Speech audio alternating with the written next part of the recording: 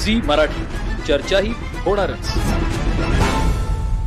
पावसाळा आला की साथीच्या रोगांचं प्रमाण वाढतं। या साथीच्या रोगांवर नियंत्रण ठेवण्यासाठी शासनाच्या आरोग्य विभागाकडून 1 जून ते 30 जून या कालावधीत हिवताप जनजागृती मोहीम राबवण्यात येते।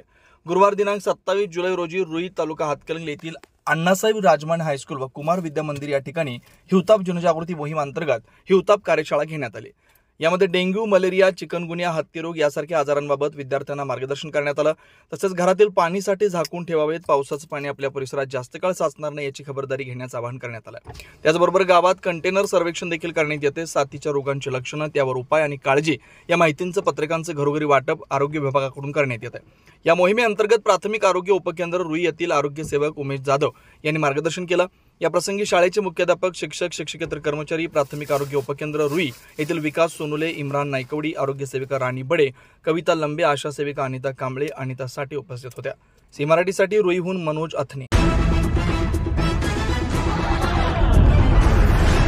झी मराठी, चर्चाही होणारच।